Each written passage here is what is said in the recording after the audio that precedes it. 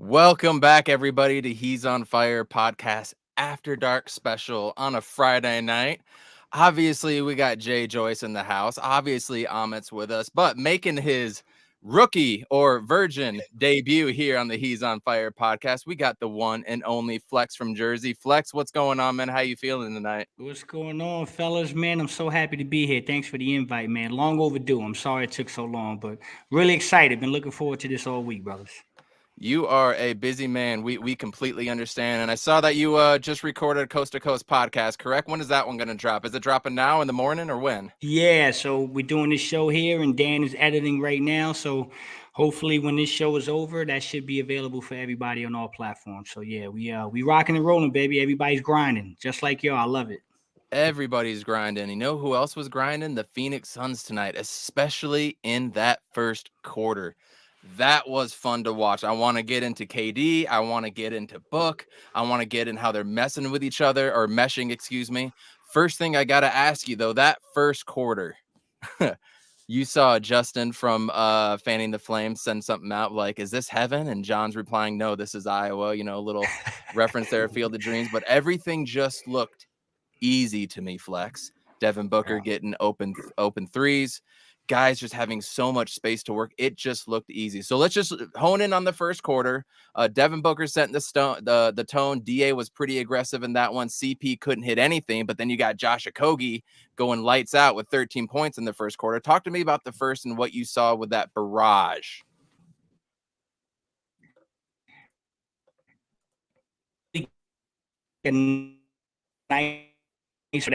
They ended the quarter 40 to 29. They were up 11. True transparency. I like to bet a little bit, so I took the under tonight, and I'm like, oh boy, these boys gonna drop 180. You know what I mean? So they look real. They look real fluid tonight, man, and it's kind of scary, Coach. It's kind of scary because again, I need to remind people this is second game. This is their second game. This is literally a bunch of guys rolling out there just trying to find chemistry and continuity. So first quarter was really good. I think the thing that jumped out at me the most was the Bulls did something that I think all of us are going to see going forward. There aren't too many teams on planet Earth that have the personnel to lead this Phoenix Suns basketball team. And so you got to make a decision. Am I going to double Devin? Am I going to double KD? How am I going to handle DA's rim rolls? How am I going to handle CP setting the tone for everybody? And we saw with our own eyes, they sold out and let Josh Okogie shoot. They said, okay, we're going to sell out. That's the best option. And Josh made him pay, and to the tune of, 25 and 4 tonight. So it was really good to see, brother. Really good to see. And that first quarter set the tone for the rest of the game. It was pretty cool to see. What still strikes me is the Devin Booker getting those open threes, man. I don't think we've seen something like that since his rookie season. Would anybody on this pod disagree with that? No, no, not at all. No. Well, And the thing Flex- is, he's making them now. Because, like, if you guys remember, like, in his career, he would miss the open threes. He would hit all the tough ones and miss the open ones. Right? That's a fact, and now brother. he's just getting wide open ones and just draining them.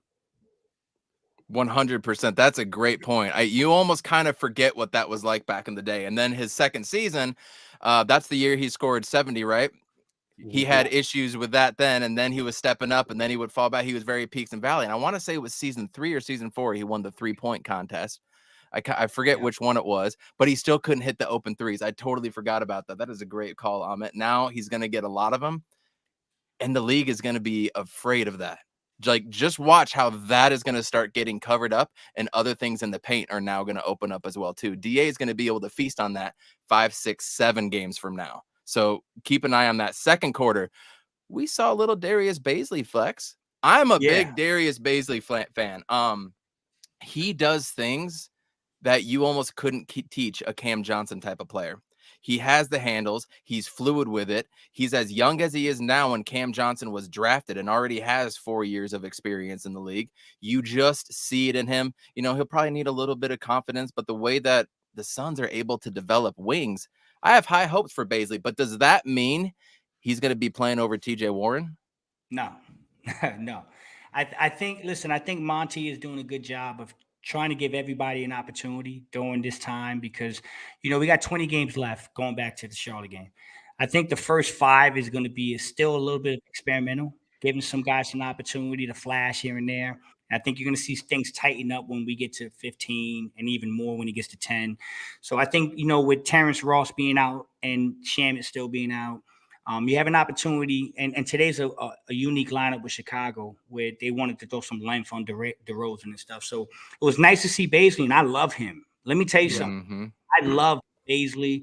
6'9", can guard all 5 positions, can handle the ball, is not afraid to shoot the 3. I'm gonna tell y'all something behind the scenes, man, and this is something I heard directly from contacts. That kid is growing already in practice because when you go to practice every day and you're 6'9", and you're guarding and learning from Kevin Durant every day in practice, man, that rubs off on you. It's very similar to the kind of little spurt we saw Dwayne Washington go through when he was in the gym with Devin Booker, and you saw him put moments up where he can score 25 and 30. You're going to see Darius Bazley. I think he's a project. I think he's a guy that they're not going to gift minutes because he did all that already in OKC. But I think there's the potential for that kid to be a diamond in the rough, for lack of better words. We may not see it this year, but if we can bring him back next year and kind of groom him into what we want him to be, very scary player. I'm gonna throw a name, a guy that I think he reminds me of that can be a factor in that ilk. Think of a guy like the Pelicans, Herb Jones. Yeah. Think of Herb Jones defensively and the type of attributes he has. I think Darius Bazley is cut from that cloth, and if you mentor him the right way, he could be a menace on a team that is defensively in the playoffs and stuff like that. So maybe not right now, but he's coming, man. I love that kid. Let me ask you, Flex, who do you think has better potential in the long term? Because both these guys are – so Bazley, I think, is 22. Josh Okogie is 25. Josh Okogie tonight looked like P.J. Tucker. Better than P.J. Tucker, right? Yeah. Good comp. Good comp. Who do you think is in the long term is a better fit? Because the thing about the Suns right now is that Bazley's the only young player that we can project into something bigger. Everybody else is kind of who they are, right? So what do you think? Like, who's a better prospect? No, I like both of them. So I'm going to give you kind of 2 parts here. Bazley I like because he's 22. And you got to remember, we just sacrificed a lot of draft capital. So you're not going to have many times to get guys with that type of talent. So now you got one in-house that you have to groom. So I think Bazley is the project that you continue to work on that can grow into a tremendous basketball player. You can't teach 6'9" and some of the stuff he does. But now I'm going to give you a comp. It's funny you said P.J. Tucker because I've been having this conversation behind the scenes with a lot of people close to the team. And this week I had an at-length conversation, literally about an hour conversation about Josh Okogie.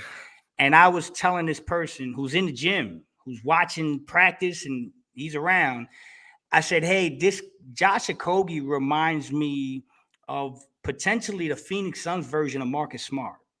Okay.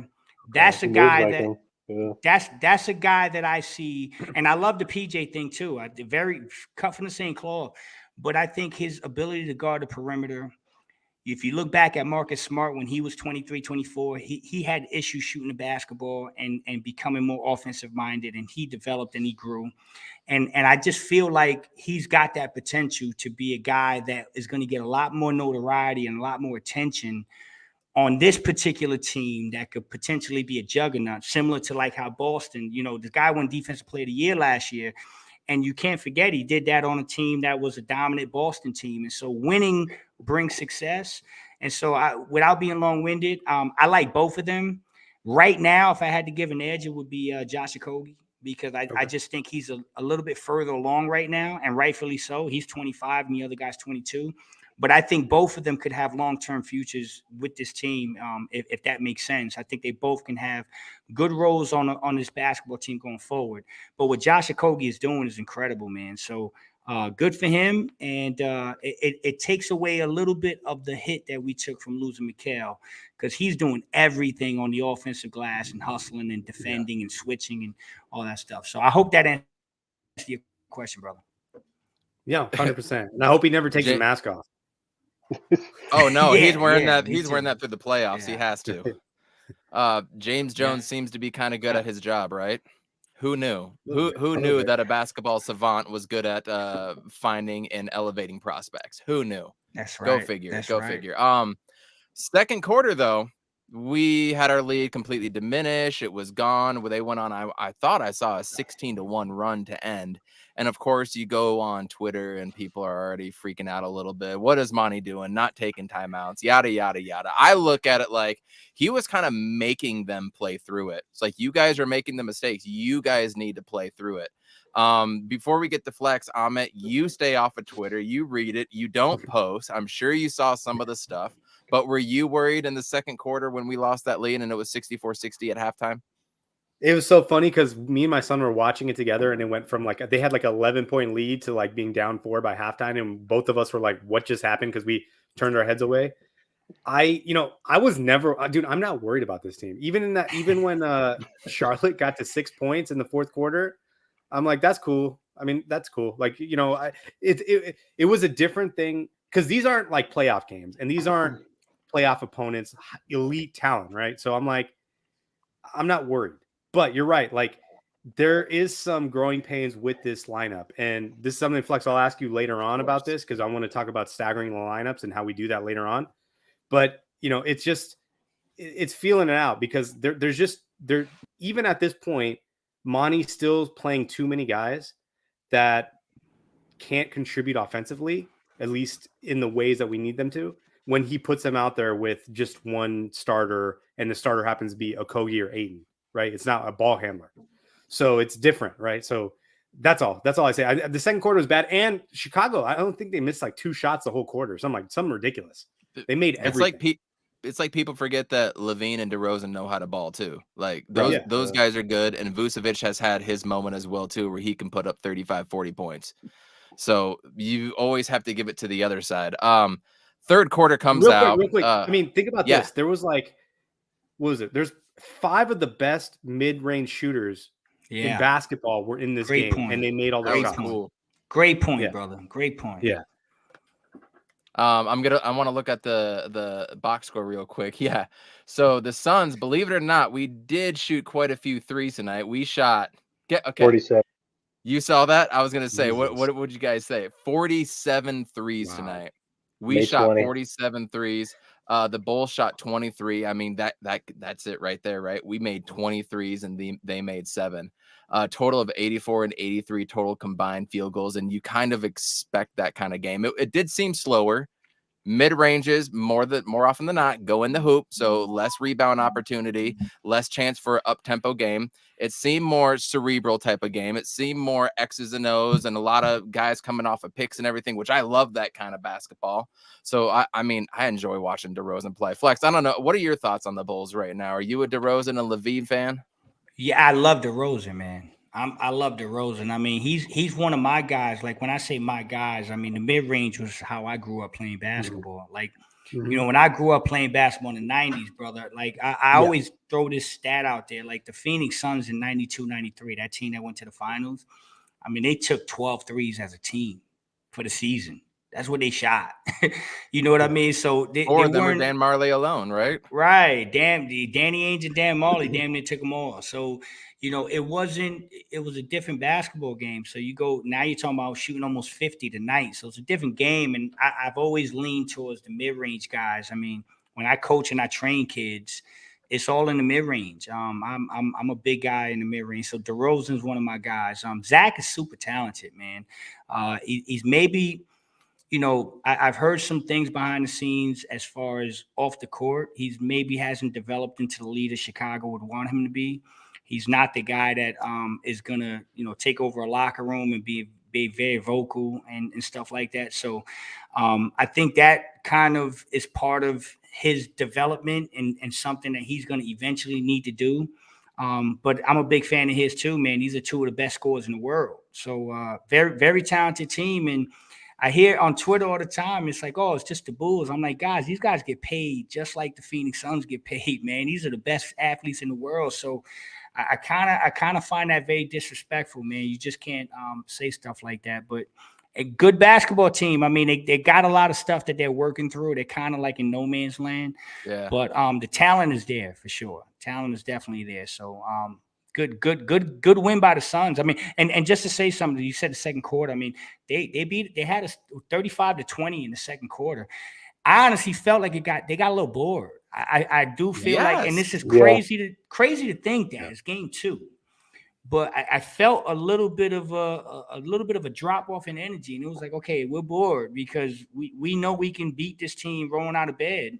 And when they were down 4 at the half, I was here watching with my son and my nephews, and I'm like, yeah, they're down 4, and they'll probably still win this game by 20. and sure enough, I mean, yeah, it's a crazy thing, man. That's how good you should have bet that one. Should have bet that one. I should have right there, right? I should have. You're right. But my biggest issue going forward with this team, I mean, like, I'm not listening to like national narratives about like the depth or like injury history, but just defense going forward, like just letting DeRozan and Levine get to their spots. It just doesn't sit right with me going forward. Even going to the Charlotte game, like Terry Rozier was just kind of getting to wherever he wanted to be. Terry's we go dope too. I love Terry. But just going forward, I think defensively, like, we'll be all right. I think we just kind of took our foot off the gas a bit in the second quarter. But KD like seamlessly knows, the rotations and stuff, and DA isn't used to having the help, so him not stepping up on DeRozan when he's supposed to be, because he knows that Vooch or Drummond is like right behind him, so he's not trying to sag off too much and only contesting. But yeah, he's forgetting that he has another 7-footer next to him that will be there in a sec. So over time, that's definitely going to help. Yeah, Da wasn't too involved tonight, but that's going to happen. I mean, you have like 2 of the best scorers in the league on the same team, so he's going to have his games where he just goes off. I mean, the Hornets game. I mean, what was he, like 16-16? Well, that's it, because that's what the Hornets chose to do. They were like, we're going to stay on shooters, we're going to let DA roll, and that's what happens. This game, they're like, we're going to take DA out of the game, and then all the Suns did was make corner threes, and I'm pretty sure they're still making corner threes right now. Like, they're just they're from the plane there the entire game. They're up to 40 now. Yeah. You know what I mean? That you guys both make a great point, and like the DA thing tonight. What we're going to start to see is. You have, as soon as you walk in the gym, you've got Devin Booker and KD, and those guys between KD, Devin Booker, and CP, that's 66 points tonight. Okay, and so you look at DeAndre, and people may say, "Oh, well, DeAndre didn't bring it." Well, no, I mean, Josh brought it. And so there's, you're not going to have nights where you're going to have 4 guys that are all going to. So in this instance, it was kind of like DA, you're not going to have it tonight for the simple fact that Josh is having a career night. Now, that's not going to happen every night, but you kind of let Josh go in this spot. And that's what they did. They sold out and they let Josh go and he made him pay. And so I'm totally cool winning by 21. And DA got what he had 5 and I mean, what was his 6-3, 7-3, something like that? Yeah, I mean, think of that, guys. DeAndre. If I told you a month ago DeAndre had 6-3 and we went by 21, you'd tell me I'm crazy. But that actually happened. I would have told you that sounds really accurate, actually. It's a crazy thing, man. But this team's got talent all over the place, and I'm gonna say something on the record, guys. I do not buy into the depth thing. I keep hearing they don't have depth, and I'm like, guys, we don't have time for TJ Warren. Like, boom shakalaka. You know what I'm saying? There's so much talent on this team that we can have a nightly show and say every night we can have a show and say these 2 guys should have played, and they're not gonna play a minute.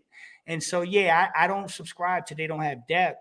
I think they have too much in some sense, and I think Monty's losing sleep over it, man. I mean, it's just going to be hard to get everybody minutes, especially when it shrinks down to 9 and 10 guys.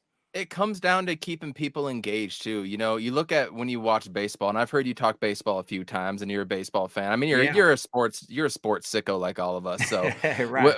when you're in a baseball season, you're playing 162 games, and you got 25 guys on the bench. You're going to be calling up a couple AAA guys, AA guys, and filling up and whatnot. The point is, you're going to have a guy that is only good for base running, maybe. Right, you're gonna have a guy that's only good pinch hitting against left-handers. You're going to have a left-hander in the bullpen that's only going to go up against left-handers. But you sprinkle these guys in to keep everybody engaged and keep them on their toes. You need to be ready. You know what?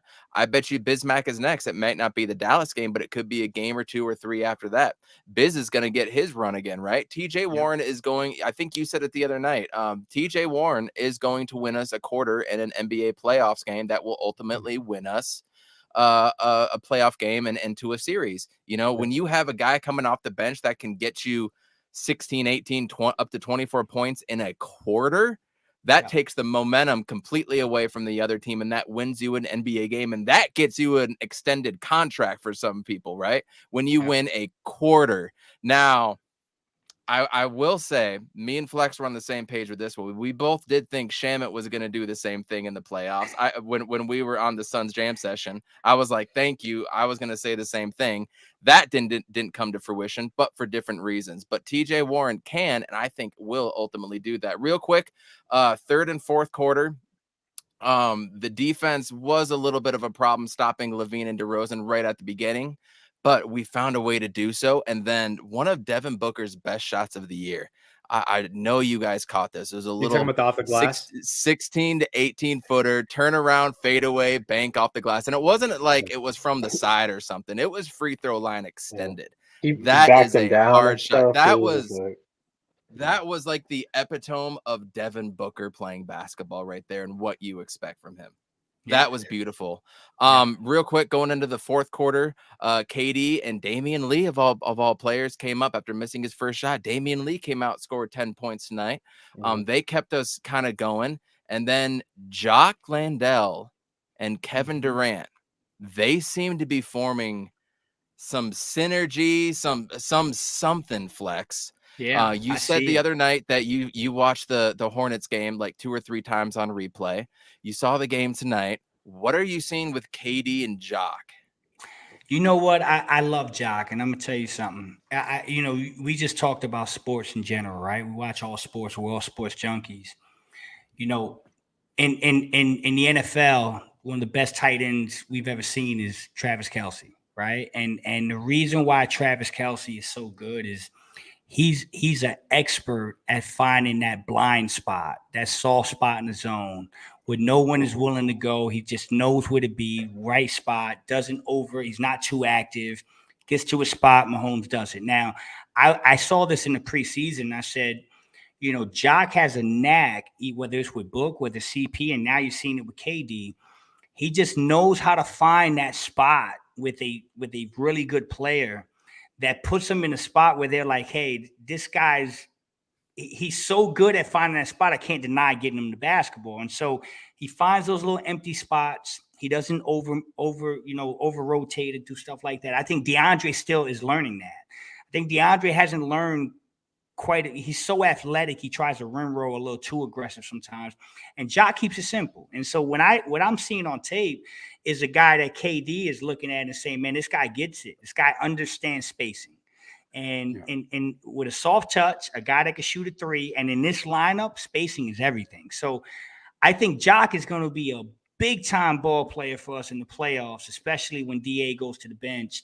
In lineups that are clogging and trying to take everything else away, that guy is going to thrive in this lineup. And I love what I'm seeing from him and him and KD. So these are little intricacies that you see early, and they start to build, and it becomes a snowball effect. And I would not be the least surprised if, and I'll say one last thing, guys. I'm sorry, I don't want to be long-winded, but the Milwaukee Bucks series last year, I've said this multiple times on shows, we didn't lose. Giannis is a superstar. Drew Holiday, Chris Middleton, those guys are stars. Those guys are going to do what they're going to do. We lost that NBA Finals because of the Bobby Portises, the Pat Connaughton, right? Those are the guys that win championships at the end. Believe it or not, people don't want to admit that. Andre Iguodala, right? Andre Iguodala, correct. Those are the guys that actually get you over the top when it's all said and done, because the stars will cross-cancel each other. And so I look at things like this and I'm saying, man, Jock Landale is going to pay dividends in the playoffs. Josh Okogie, guys like that. So it's good to see, man. It's an embarrassment of riches, man. There's good problems to have with all these guys. So I'm really excited to go back and look at this tape a little bit more. And people don't know that Jock is actually, sorry to cut you off, Flex. No, people don't know Jock is like, he's a champion in multiple leagues. So he's won the NBL in Australia. I think he won in like the Lithuania or something, and he won some other championship. Like this guy is 27 years old, even though he's he's like second year in the NBA. Yeah. He's a champion already. And so this is a guy you can depend on in the playoffs. And this is a guy that's guarded KD a bunch in the Olympics too. So yes. Yeah. That's the other one. He got a bronze medal in the Olympics this past year when KD and Book and Levine won together. Mm-hmm. I like, man, y'all are killing it, man. Y'all are bringing it, man. This is what I'm talking about. Like, this is stuff people don't know. This is stuff people take for granted, man. All that stuff matters, man. Like, all that stuff matters, man. And so, yeah, he's a winner. He knows how to play at an international level and at the NBA level. And so, those guys are hard to find, man. And he's a heck of a basketball player. Devin loves him. I'm gonna tell you, Devin loves him. Has loved him from day one. Look at that. Look at that beautiful picture. Gold medal. He's in the back. How the hell did y'all y'all got a producer or something back there? How'd y'all pull that out? No, I just remembered seeing this. Zin Varlock, Sons Extraordinaire on Twitter. He tweeted that the other night. And then he just kept getting a little bit closer and a little bit closer. And I thought that was funny. Yeah, that's cool. That's cool. Shout out to Zin. That's my guy. Real quick, like the most underrated thing about this team is Jacques' positioning, because he finds himself with a lot of space. And he almost got thrown on 3 times by Drummond, but you saw those 3 dunks when he just hit all rim and stuff. But Jacques was giving Drummond the business, and I don't know why Billy Donovan kept Drummond out there as long as they did. They should probably brought in Vooch a little sooner, but Jacques was like running up and down the court like crazy. He was sprinting. Yeah, he was sprinting. He was snatching boards that I didn't think he was going to grab. Like him and Jacques and Torrey, it was nothing but their hands in the air. So where KD finds Jacques is where he's going to flourish. He's going to develop a push shot eventually. Yeah, he's going to develop some sort of footwork within the paint and stuff. This is by far the best teammate that Jacques has ever had to deal with, and that's before KD came. Like Booker and stuff. Booker is pretty decent with finding Jacques as well, but KD just knows how to find the big man. The only reason why we really know how good Nick Claxton is because of KD. That's right. So I'm not saying that Jacques is going to be like as good as Nick Claxton. I'm not going to say he's going to be Ben Wallace, but he's going to be a really solid backup going forward. And I got shit like a week ago because when we were talking about the whole buyout thing, we can get into that a little later about who can possibly take the last roster spot and stuff. And like if we're going to fill it with Ish, or go in another direction, or keep Ish and tag somebody else, I was all like, cut Baisley, because like one, he's worth like $2 million, and like we don't have another guy that size that can move like besides DA. Biz is at the last leg of his tenure and stuff. I'm like Jacques isn't a guy that you give up in a bench lineup, and if you're going to give up anybody, it might as well be the guy that's worth less. But I'm glad we have everybody here, and I think Baisley and Jacques are going to be great developments going forward. Jacques is like Dario on steroids, just with like less of a shot right now. Yeah, right. Yeah. It's like he's completely taken over Dario's position. Great point. When we made this trade, this team that was going to be built around KD with Chris Paul and Book and KD, the big 3, right? And then you had Ayton and whoever the 5th starter was at that time, and now it's obviously a Kogi. Flex, to me, this very much felt like the 07-08 Boston Celtics when you had KG, you had Ray Allen, you had Paul Pierce. You knew what they were going to do, you knew what they were going to bring. To me, when that trade happened, it all depended on how is Kendrick Perkins going to take it, and how is Rajon Rondo. How are they going to step up? And it proved that Rajon Rondo was the pivotal piece of that championship roster. Was he the star in the big ticket? No. Was he the truth? No. Was he Jesus Shuttlesworth? Obviously, no, he was not. But was he Brian Scalabrine? Absolutely not. But he was like the perfect point guard for that team, like the perfect point guard, right? Yes. And he developed into that. He was not the beginning of the season player that he was when he ended. So when you look at DeAndre Ayton and you look at Josh Okogie, I look at those two role players very similar to those types of role players. Now, Rajon Rondo turned out to be like an NBA All-Star at some point and then had a decline. And I'm not saying Okogie will get there, but I think it's a reasonable expectation to think DeAndre Ayton can and should be an All-Star at some point in his career. So when I throw out that comp to you of the 07-08 Celtics and the greatness that was that team, the big three, and then these dudes, what are your thoughts on that? Am I close on that? Yeah, very close, of course. I mean, it's very similar, man. And like you said, you know, Rajon developed as the year progressed. And I remember that season like it was yesterday, man. I mean, without Rajon Rondo, they're not doing what they did. I mean, he was fantastic towards the end.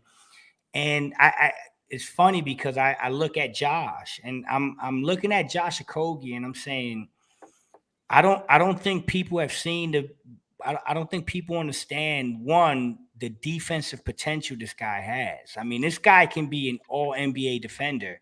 I mean, there's no question about it. I mean, I've talked to people in that building that told me there was some practices with him and Mikal, and it was crazy stuff how they were dominating practices, playing together on defense. And so you look at Josh Okogie and you're like, you know, can he develop into a guy that, let's remember, guys, this was a guy that people thought James Jones just signed to sit at the end of the bench. You know what I mean? And this guy's in the starting lineup, impacting games defensively.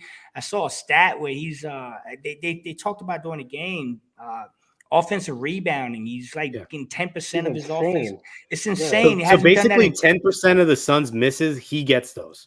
That's correct. And he's 6'4". And I don't think anyone at 6'4" has gotten that type of rebounding rate in like 33 years. I mean, Charles Barkley, I bet. How much you want to bet? I bet you it was Charles. Probably, he was 6', because Charles was 6'4". I missed me with the 6'6" stuff. He was 6'4". You know, so so no, I think the comparison is spot on. And I think that much like those guys progress towards the end and put the Celtics over the top, you're going to find guys like DeAndre and Josh Okogie going to do the similar things. And guys, let me tell you all this. I think DeAndre is tailor-made and built for the playoffs. I've said this multiple times. 100%. DeAndre he's not a regular season guy. I mean, he's going to put up your 18 and 10 every night. But I think the true and best version of DeAndre Ayton, you get in the playoffs. Because when things slow down and things bog down, all those little intricacies that DeAndre brings to the game, they jump off the screen come playoff time. And so I think we're going to see multiple games in the playoffs where you're going to look and you're going to say, damn, DeAndre had 25 and 20 tonight. You know what I mean? And we saw a glimpse of that in the Pelicans series last year, right? Round one, Book is hurt. And they had to rely on DA, and DA came through and kept them afloat until Book was able to come back and finish it off in Game 6. So I love the comparison, Coach. I think the cut from the same cloth. And if that's the direction they're heading, man, it's exciting, brother, because you know what you're going to give them, CP, Book, and KD. But DeAndre and Josh have a lot more room to grow, and we're going to see it as it progresses. Before we get to anything more, everybody hit like, subscribe, you know, all that fun stuff. I'm not going to go through that spiel. Let's talk real quick about injuries. Let's talk about Terrence Ross missing the past 2 games with some sort of toe injury. I mean, I have had a toe injury, and I do understand what that can be like. You can't cut, you can't do nothing if you do have a toe, ankle, foot injury of any type. Any status update on Terrence Ross? Are you hearing anything? It's going to be an extended time. Is he back Sunday? Anything in between? Yeah, I'm hearing he could be back Sunday. He's literally day to day. I mean, it's one of those things that all these ball players deal with at some point. I remember Book dealing with it at one point. I haven't heard anything substantial that makes me believe it's anything more serious than just a little flare up. And so he's day to day. I do believe he can play Sunday, but I also believe that, I mean, with the way the depth is right now and the questions we're having as far as can we play TJ, can we play Darius, can we play this guy? I don't think we're losing sleep. I think Monty Williams knows what he has in Terrence. He's 31 years old. He's a vet. He knows how to play basketball. And so I think they're going to be ultra cautious with him, because I think he's another guy that's an X factor. You talk about that Boston team. I mean, there's so many players on this team. I think Terrence is one of them. Terrence is going to win us some playoff games. I promise you, we're gonna win some playoff games because of Terrence. Shit, yeah. So yeah, let that toe rest up, brother. Ice it up, rest it up. You know, do whatever you gotta do, brother. Just as long as you're ready, you know, when it counts. But I don't think it's anything serious, brother. Not from the conversations I've had. We need some fuck you Terrence Ross threes just over somebody's hand, and a three that we need right away. And I'm gonna coin that phrase for sure. Bees in the chat is asking, what is the deal with Landry Shamet? Now, I don't know if we need him. We can have the Twitter debate if he's good enough, if he's not, yada yada. But what is going on with Landry Shamet at this point? It's a foot sprain, you know, and these things get complicated. You know, we saw what happened with Campaign, and I've had a fractured ankle. I've had foot sprains. They're tough to deal with. I've torn ligaments. Yep. Yeah, same thing. So, you know, I was really concerned with Cam at one point, guys. I had some in-depth conversations, and I'm telling you, there was one point I thought Cam was going to be out for the year. I really did. I thought this could lead to season-ending surgery for Campaign. It was a really complicated foot thing. Thank God the rest helped and it healed up and he's got back on the court. But every time I see Campaign on the court, guys, every time I see him do a hard jab or something, it scares me. And so Landry's dealing with something similar. I haven't heard it to the extent of Campaign. But they're being cautious with him too. But I'm going to be honest, guys. At this point where we are right now, I think the Suns are comfortable where they are, and I don't think that Landry Shamet is going to be playing much anyway. So let him. You know, he's oh, shit. He's more of an insurance policy at this point. They're going to take it easy with him, and if we do have some type of little flare up with somebody, then I think we'll see him get back in the rotation. But otherwise, I think he'll just be an insurance policy going forward. Yeah. You're muted, Evan. Oh, you're muted, brother. I'm muted from sneezing there. The almost heartbreak or heart attack heard around the world. DA and the knee tonight. I don't know if you remember, Flex. I want to say it was back in 1998, 1999. Leandro Barbosa? No. Oh, go ahead. Tom go ahead. Gugliotta, when he went down, it was Randy Livingston. I love Randy, number 2. He just went in for a layup, got fouled, and it was a valiant effort versus the Blazers that night. And that was the Blazers team that had Arvydas Sabonis, Scottie Pippen, Damon Stoudemire. They were stacked, right? And we got to win against them. And that's when Backcourt 2000 was out. So this was huge. But then Tom Gugliotta just runs into his knee, and it just hyperextends it a little bit. But it turns out to be kind of a career ender for Tom Gugliotta. Dude, when I saw that happen, that flashed to that memory. He played through it. He got up. He was not in pain. Is there any update on DeAndre Ayton? Yeah, I mean, I sent the text.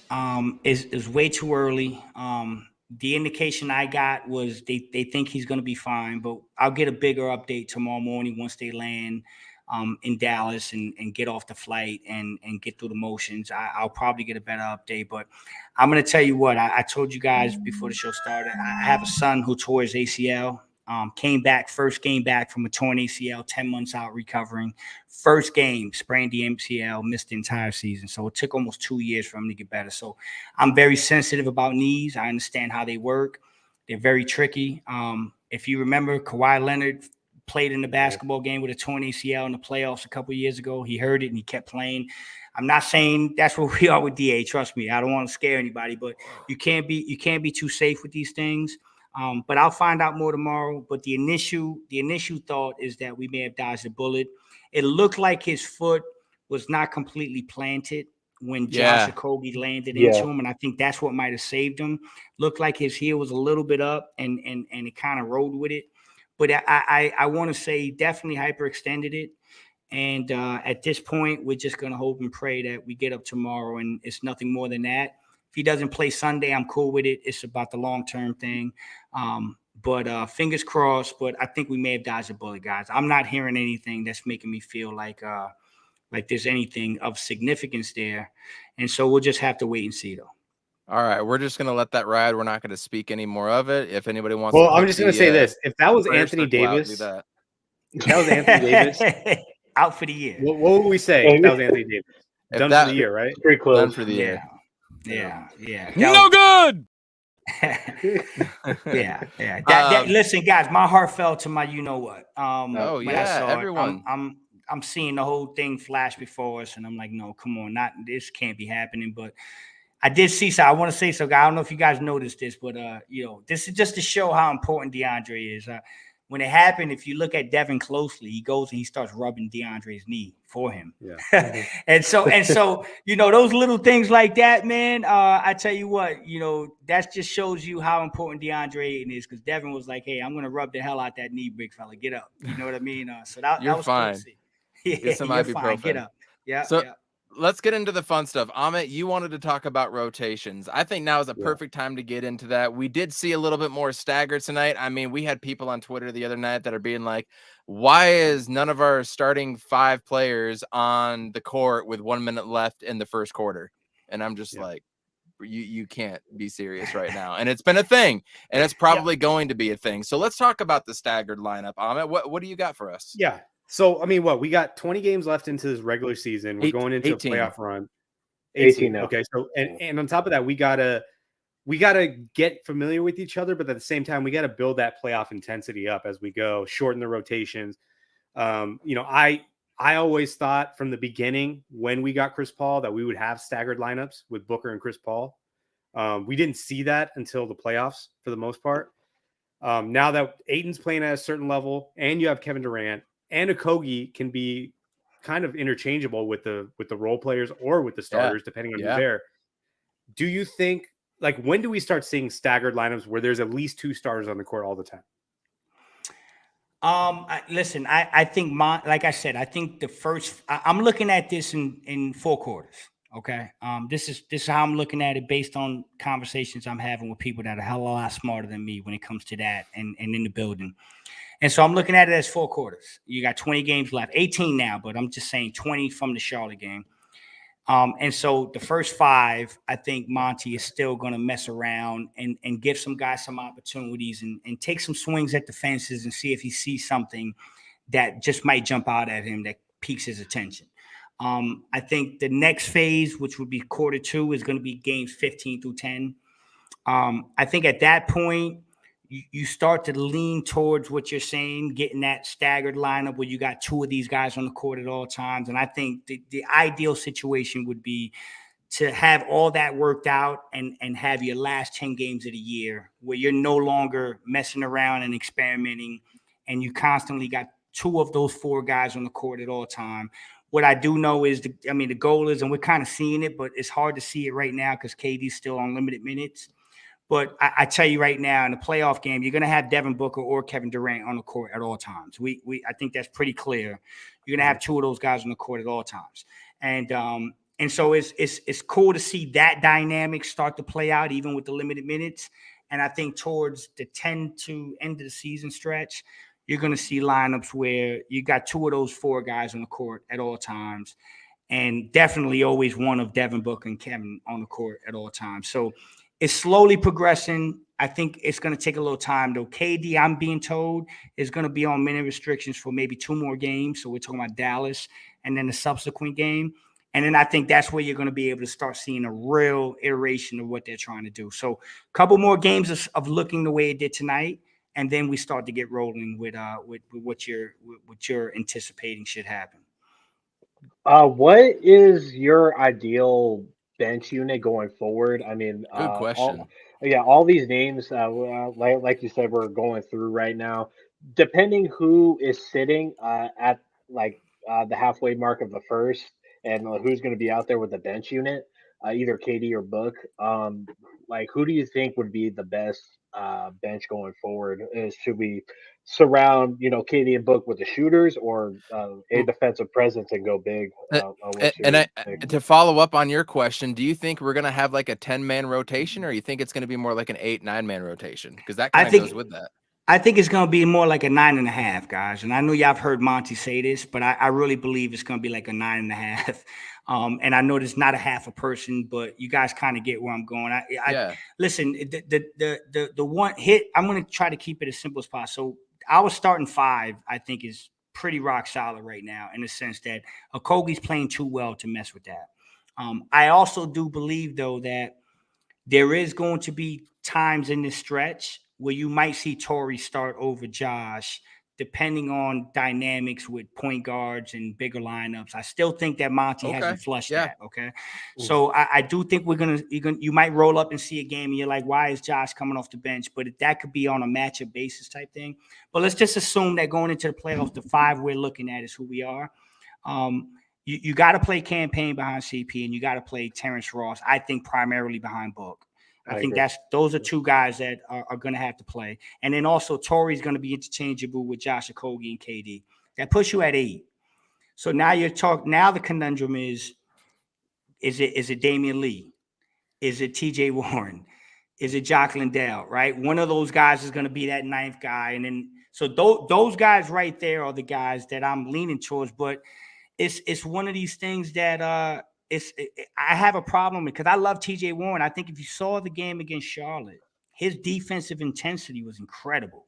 Yeah. I thought he really showed some flashes on defense, and we know what he can do on offense. And so when I look at a playoff series, I'm like, man, it's going to be really hard to not have TJ on the court, especially when things start to bog down. And in the playoff series, you know how it goes, man. I mean, you got to ride hot hands. So I think the 2 guys that are on the edge right now are TJ Warren and Damian Lee. And I think they're leaning towards Damian right now because of the shooting. Right. And KD being 7 foot, man, that's a big deal. Like, that's a big deal. That changes a lot of your flexibility and stuff, because you can literally go out there, put KD out there and roll out 4 shooters. And you still got a 7 question. Foot. Go ahead. I was going to say, because this is going to be the death lineup, I think. If we can get KD at the small ball 5. Yeah. Oh, exactly. Yes. That's where I'm leaning towards. That's where I'm leaning. He's on fire. Let him meet. Dude, that is exactly what I'm leaning towards. I'm saying, could you imagine a lineup where you got CP out there, you got Book, you can slide Terrence to the 3. I mean, you could put Terrence at the 3, and I mean, shoot, Torrey Craig at the 4 and KD at the 5. I mean, you got shooters all over the court. They're all interchangeable. They can all switch. They can all play defense. So yeah, I look at a lineup like that, and I'm saying, who the hell is going to want to deal with that? So yeah, I tend to lean with you. I think there's going to be a death lineup where people are going to say, "Holy crap, KD's at center." Yeah, the 7 foot guy's at center. Yeah, that's what we're going to do. And to your point, Flex, when I look at the different lineups and the interchangeable parts that we have, you look at Denver with a starting front court of minus Jokic, who DA will obviously guard. When you got a big tall guy like MPJ, and then you got Aaron Gordon, I'm not so sure you're going to want a Kogi going up against that type of player, right? That's so right. You're going to want Torrey Craig. That's Memphis right. Grizzlies, when you've got Triple J and Steven Adams on the floor at the same time, you're not going to want to do that. If Zion gets healthy and maybe the Pelicans can squeak up to the 6 or 7 seed, whatever it may be, and we happen to play them, when they got Zion and Jackson Hayes and Ingram and Valanciunas, you're definitely not going to want to play it. Now, you play the Dallas Mavericks, you play the LA Clippers, you play the Warriors. Those are teams that you're going to want to play against with a Kogi, right? That's right. So That's right. I completely understand that. JJ, what do you got for us? I know you're going to say something. You keep going. They'll come back to me. I was just listening. It's all good. Real quick, I want to touch on a few scores tonight, if anybody's been keeping track. Number 1, Nuggets kind of blow out the Grizzlies to a point, 113-97 behind Jokic, 18 and 18 and 10, another triple-double, over 100 on his career.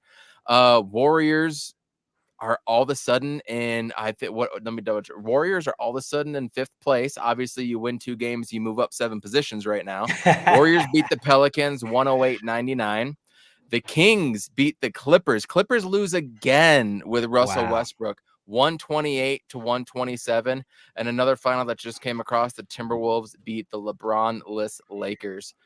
So as of right now, you got Denver 1, Memphis 2, Sacramento 3, Phoenix 4, and a game behind them at number 5. You got Golden State, you got Dallas 6, and then the Clippers, T-Wolves, Jazz, and Pelicans right there, and the Lakers on the outside looking in along with the Blazers and Thunder.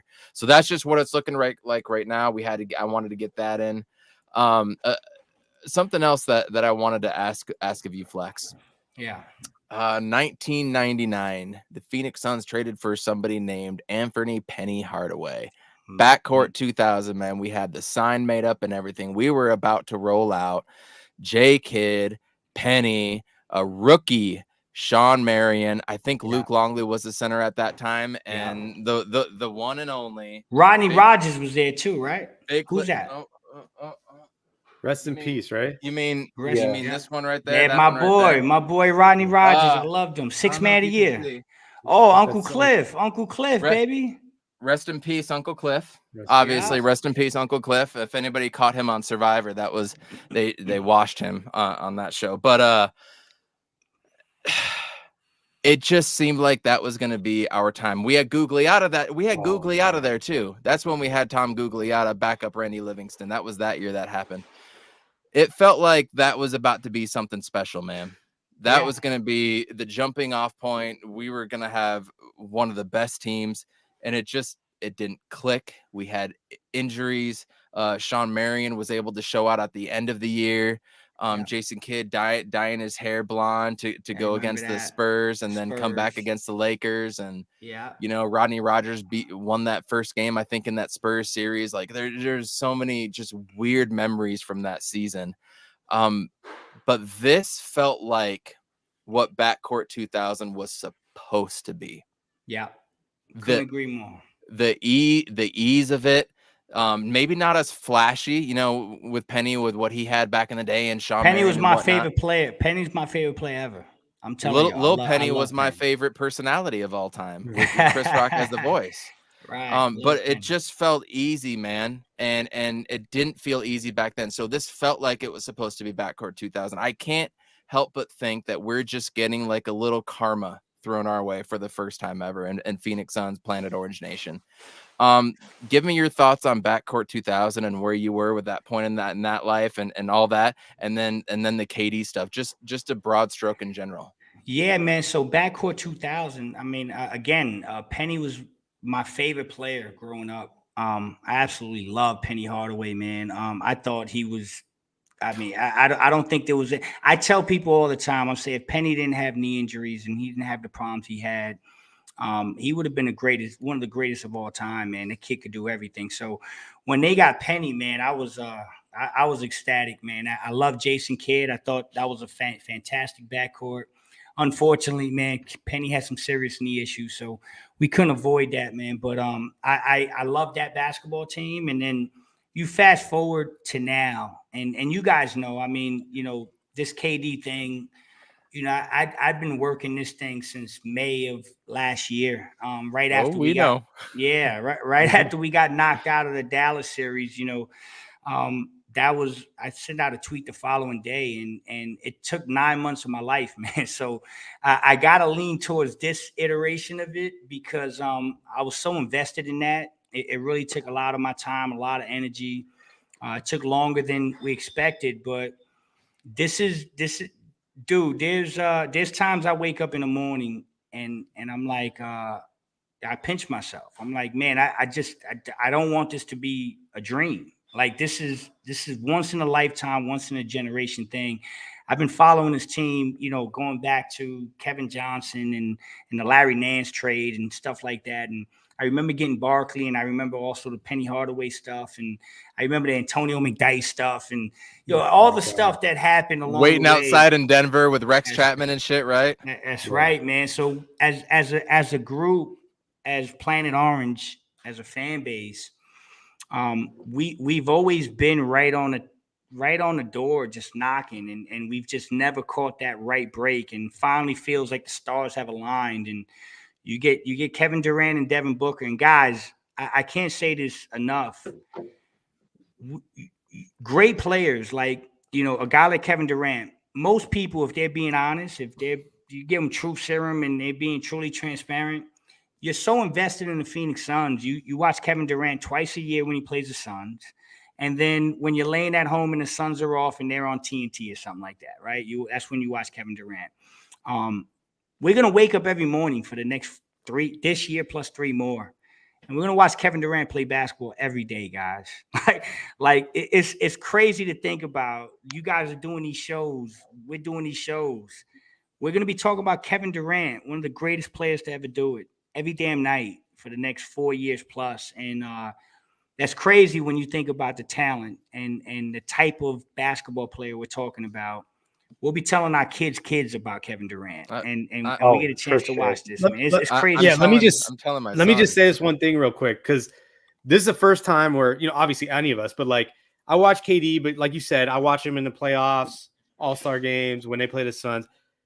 When I saw him on the court with Devin Booker at the same time, they're the same guy. Yes. Kevin Durant is a taller version of Devin Booker with 2 rings. Yeah. That's the difference. Yeah. But they do the same thing. They literally do the same thing. They're so unselfish. They're smart with the ball. They know when to shoot. They take the tough mid-range shots. I don't know, man. And especially now that Devin Booker, they don't like talking, Bro, remember when we were all talking about point book is bad and then point book is good, point book this, point book that? Dude, Kevin Durant can do the same shit. You saw those passes that he's doing, and when he's getting double team or he gets in the paint, he's whipping it right out in the corner, or he's going to the wing, man. You're right. He is doing the same exact things. It's like they see the game the same way. Yeah. Which is this is absurd. why, and coach, this is why he's in Phoenix.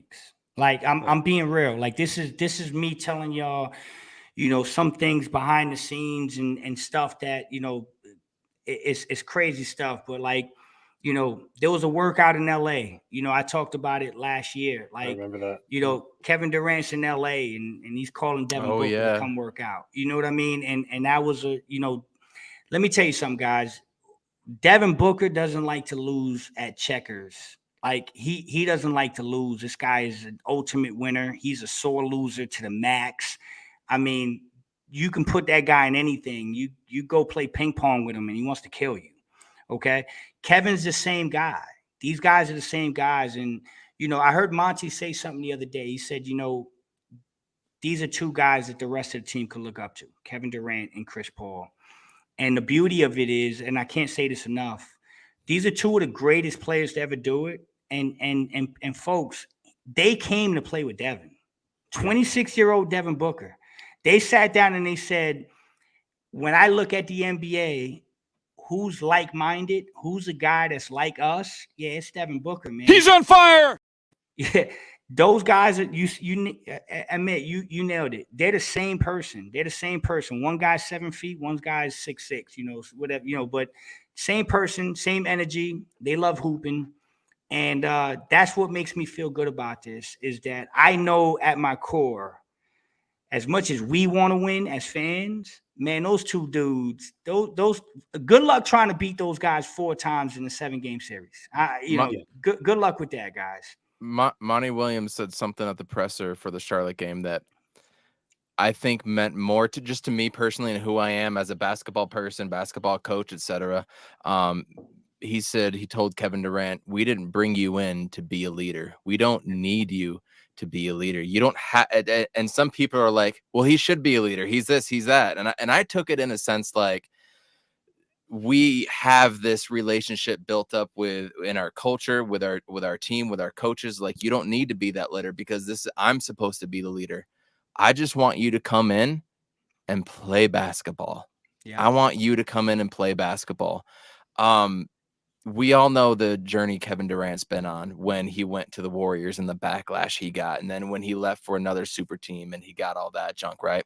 We understand where Kevin Durant's coming from. But imagine the weight being just completely off of your shoulders when you just hear like, you don't got to do this and you don't got to do that, man. You're not in New York. You're not in LA. And you're in Phoenix, man. You can enjoy the sunshine and just play some basketball. That's got to be a little bit of weight off of your shoulders and a little bit, freeing and loosening you up, right? Yeah, I mean, you know what, guys? You know what's the best thing I saw in the Charlotte game? The best thing I saw in the Charlotte game was the 26 shots Devin Booker took. That right there, because interesting. Okay, that was it. Going into that game and having the conversations behind the scenes with people close. That was what I wanted to see, and I'm gonna tell y'all something. Don't take this for granted. Kevin Durant came in and told Devin, "I want you to be Devin. Don't defer to me. Don't need it. I can get 30 in my sleep, brother. But I came here to get Devin Booker. I didn't come here for Devin Booker to defer to Kevin Durant. I came here to play with Devin Booker. Go be Devin Booker, and I'll help you. I'll help you finish the rest. And that is when I saw that Charlotte game, win, lose, or draw, I saw a statement. I saw Devin Booker saying, I'm comfortable now saying this is my team. And I got professionals and pros and all-time greats telling me to be me. And that warms my heart, man, because that's what you need. There's too many egotistical dudes in this NBA. And Kevin is the exact opposite. For all the crap he gets in the media, that guy loves basketball and that guy wants to do what's right. And for him to come into a locker room and say, Devin, do you, brother? Go out there, take 30 damn shots. I'm cool. I'm cool taking 15. I'm still going to get mine, but I'm going to help you finish what you started because I'm here because of you. Kevin Durant's a Phoenix Sun because of Devin Booker. I'm telling y'all, man, he is a Phoenix Sun because of Devin Booker. And anyone who got any question of whose team this is, y'all can cut that out right now. This is Devin Booker's team, and Chris Paul and Kevin Durant are just gonna go there and do their job and enjoy the fruits of their labor. And I think everybody wins in that scenario. So 72 points from Devin Booker in 2 games. That tells me a lot. That tells me a lot, brother. He's back. Just wait until Kevin Durant is back. A lot of people forget that Kevin Durant wasted like what 7-8 weeks or so on the bench, just rehabbing and whatnot. So I've got a couple old school basketball questions I want to go to, but before we go to that, I want to open the floor to JJ and Amit. Oh yeah, I guess no, they're on that side. What other questions do you have for Flex while we got the man, the myth, the legend on with us? Kind, man. Yeah, just real quick. Well, for one, tonight was Katie's first double as a son too. I thought that was pretty cool. Yeah. But what we all saw the last 2 games with Kevin Durant just being on the court is how much we're swinging the ball and finding like the best shot possible. It's not ISOing, it's not shooting when there's like 5 seconds left on the shot clock. We're swinging the rock.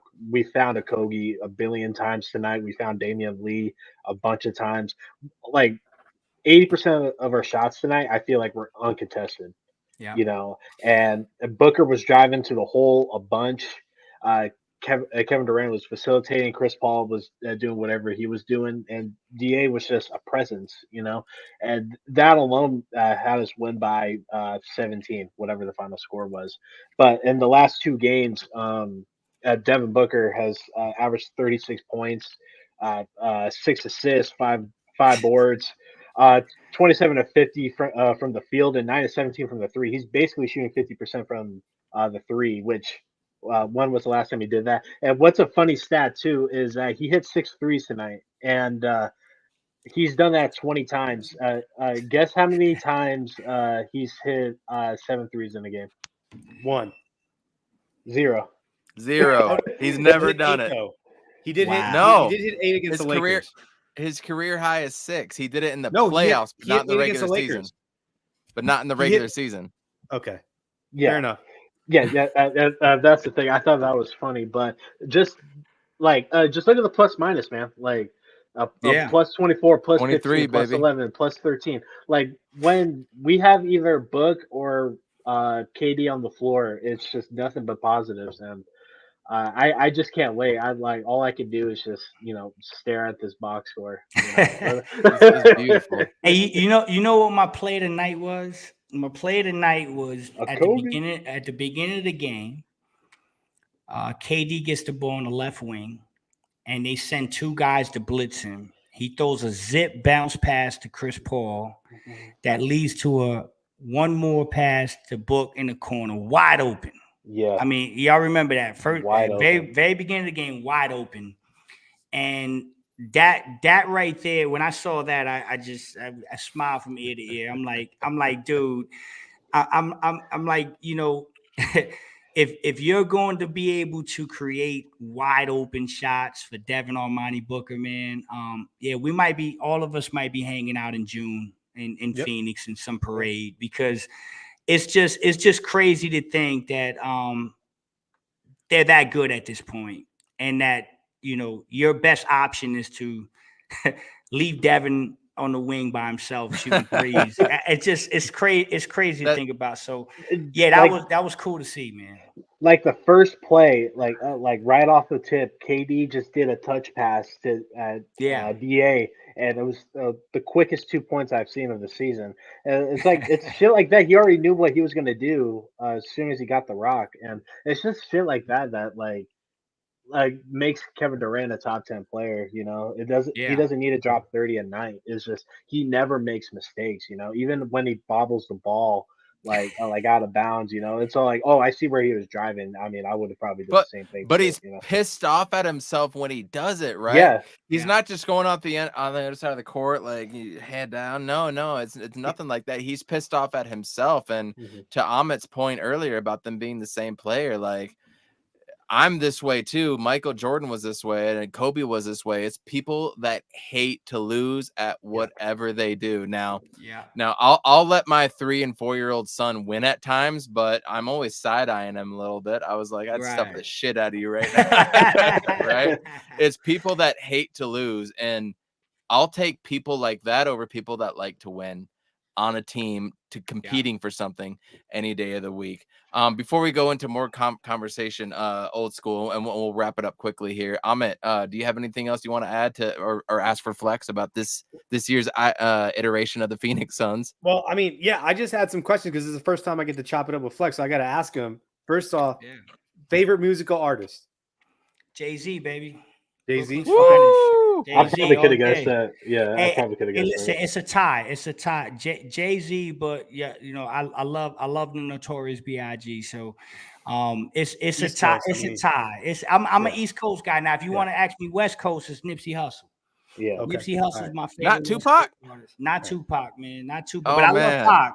Listen, I love Pac. Pac's up there in my top 5. But West Coast is Nipsey Hussle, followed by Tupac, and on the East Coast is Notorious B.I.G. and Jay-Z. I still bump those guys in my car. So those Are you a Blueprint guy or are you a Black Album guy? Because I'm a Reasonable Doubt guy. You're a Reasonable Doubt. Yeah, man, I'm a Reasonable Doubt guy. But I love all Jay's work, man. But Blueprint.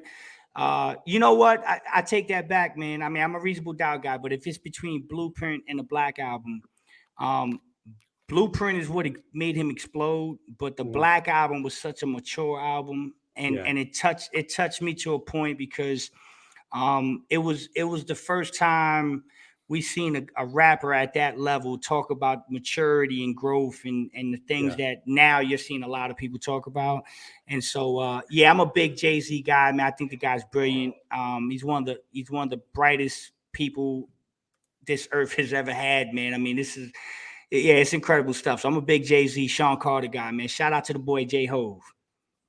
Todd, by the way, if you're looking for a hookup for some games, DM me or Facebook the page. I'll get you a free stream because people make it so easy to access games nowadays. Which, by the way, did anybody see the thing that came out just yesterday on CNBC that ESPN is looking to make this huge conglomerate of all the pro sporting events and collegiate sporting events into one accessible network, which is ESPN? Did anybody see that? I saw that Bally's going out of business. Yeah, Bally, but they're looking to like buy out Bally and all that stuff and do away with blackouts, and it was this whole article that they wrote. So I mean, I'm sure it'll cost like $490. It'll cost like $495 a month. I'm sure they'll screw somebody out, you know, one way or another. But just a little tidbit. Look out for that. Amit, keep firing away. Next question. Favorite movie, Flex? Scarface. Tony Montana, baby. My boy Tony Montana, Scarface. I grew up on that movie, man. Get the yayo. That's it. Tony, get the yayo. Chi-Chi, get the yayo, baby. Cool. Yeah, and then I know you're a sports fan, so I'm not sure. Like, you're from New York, so who's your baseball team is the Yankees, I'm assuming? Yes, sir. New York Yankees. Yep. Are you a Giants fan too? No. You're a Vikings fan. He's a Vikings fan. Oh, okay. Okay. Well, real quick, Vikings. Talk to me. We're 2001 World Series. Where were you at? Our only championship. We're gonna, no pun intended, we're gonna flex on this one a little bit. No. Listen, I'll tell you a funny story about that. So obviously that's 9/11, right? That's right around the time where we were going through all kind of stuff. So I was at my second apartment in Newark, New Jersey, and I was at the house with two of my brothers watching Game 7. My wife, she wasn't my wife yet, but my wife was there, and we're watching the game. And Alfonso Soriano hits the home run. 7th inning. And I run into the living room, and I'm like, it's over. Mo's coming in. Wrap it up. We going to New York. I had the whole thing ready. I'm throwing the keys to my brother. Go heat up the car, bro. We out of here. And then Gonzo winning. Yeah, man. Don't even remind me about that. But I tell you, here's one thing I want people to know. Okay, I want people to know this. So I'm a diehard Yankee fan, and I'm a you know how I feel about the Phoenix Suns. If I had to gauge what's my favorite team, it's always been the Suns. Okay. So I'm watching that series, and I went into that series and I told people, I said, this is the only caveat here. I'm a diehard Yankee fan, but I love Phoenix fans, and I love Jerry Colangelo. And if I'm going to lose to a damn team and I'm going to lose to a city, I'm cool with it being the Diamondbacks. And one of the best memories of that series, believe it or not, was I'm heartbroken that we lost the game, and then the camera glimpsed over to the crowd, and Jerry and Brian Colangelo were hugging, and there were fans all over them. And just to see that Phoenix crowd and see Jerry getting the hug and getting that championship ring, it kind of took the sting out of it. So, truthfully, people think y'all all the time, have like 27 championships or something, right? Y'all are fine. Right. Yeah, we're fine. So truthfully, of all the World Series the Yankees have ever lost, that's the one that I can stomach the most because I just love Arizona fans, and it was really cool to see y'all celebrate and get that one. So I'll take that one on. I'll take that L, brother. But yeah, that's fine. 2001. That was tough. That was it. Trust me, that seared in my memory. Last question, and it kind of goes back to the Suns. Who's the team across the NBA that worries you the most about this Suns team? Ooh, Eastern or Western Conference? There we go. Okay, I'm gonna tell you. All right, so y'all might people may disagree here. Okay, but in the Western Conference, there's only one team I'm worried about, and believe it or not, it's the Golden State Warriors. Ooh. It's the only team I'm worried about, and it's not because I don't think we could beat the Warriors. I think we're better than the Warriors. I'm worried about them because they have the championship pedigree. They know how to win. And Steph Curry's a bad boy. So I respect Steph Curry.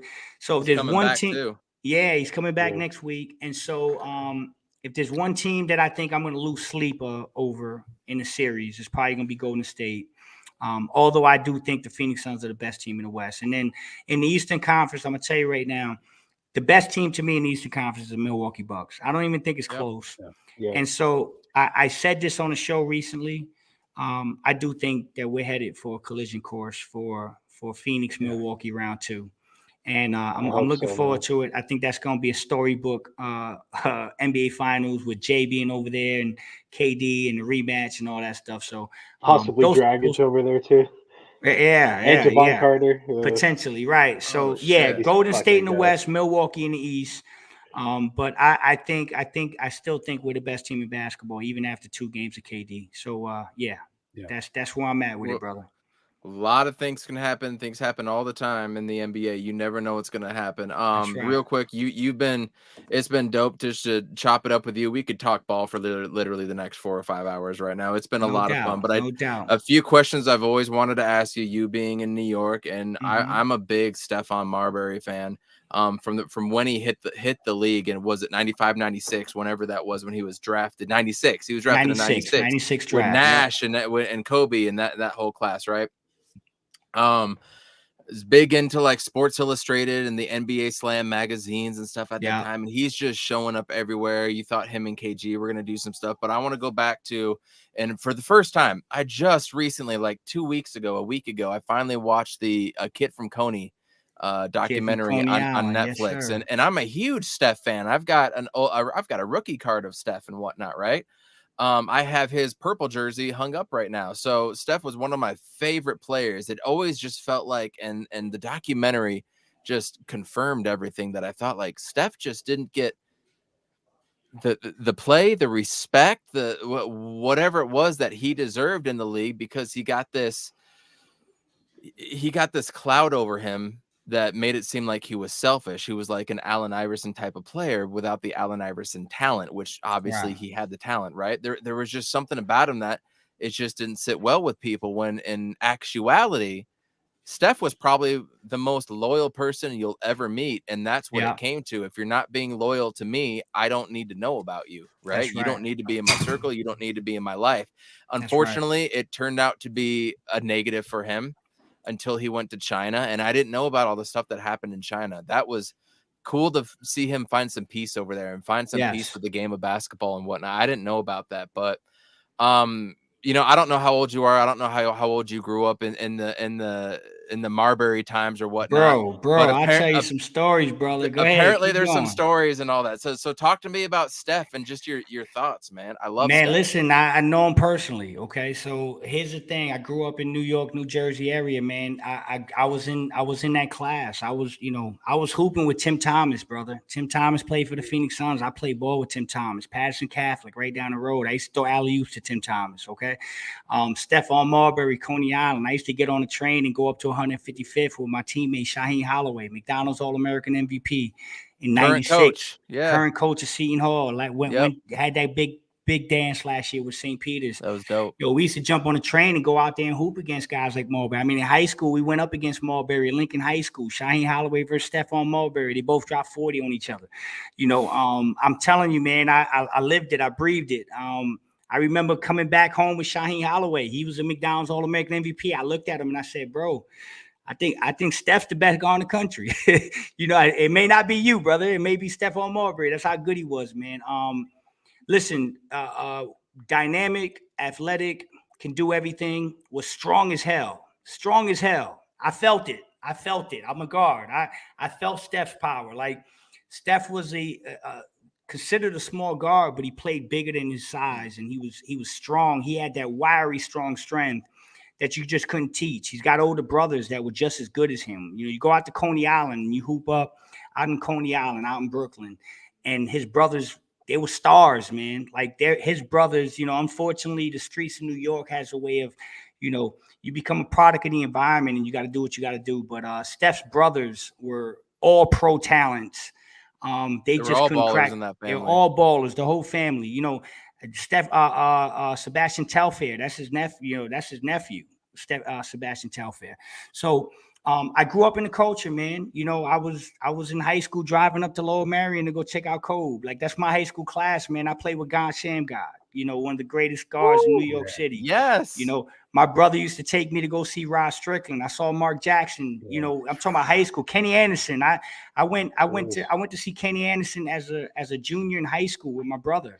You know, look at a documentary. If y'all want to see a great documentary, check out the New York City Point Guards that Kevin Durant directed, actually.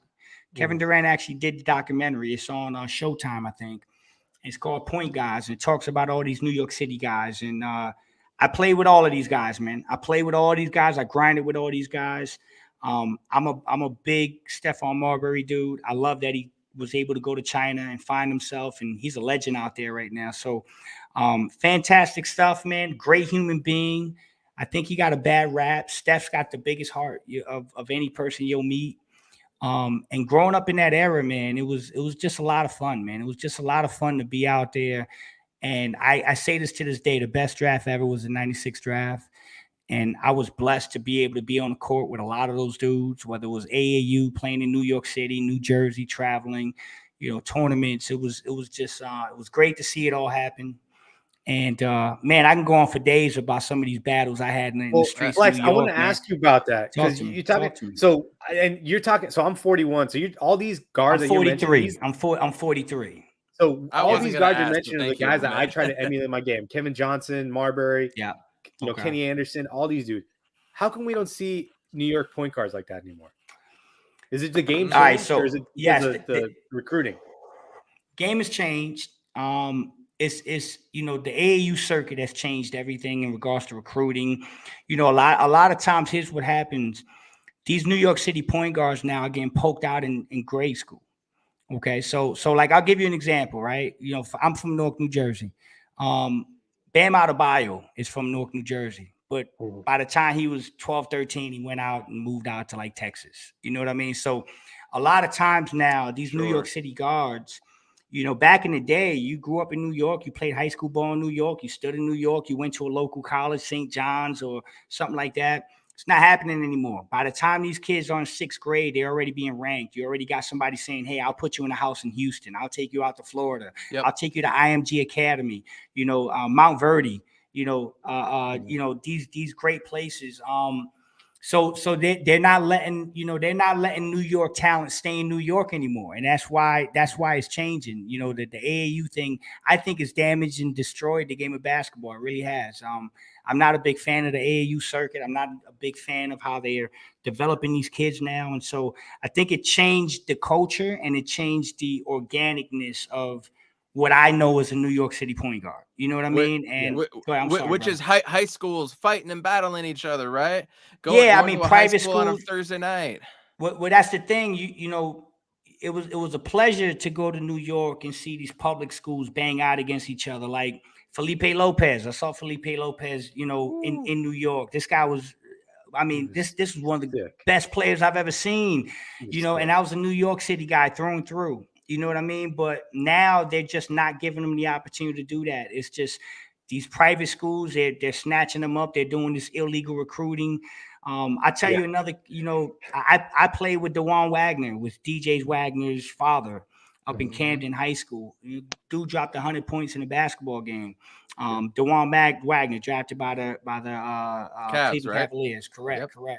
And so that's not happening anymore. These kids aren't staying local. They're not staying at their, you know, their local school or their public schools. They're getting dragged out to these monster powerhouse private schools.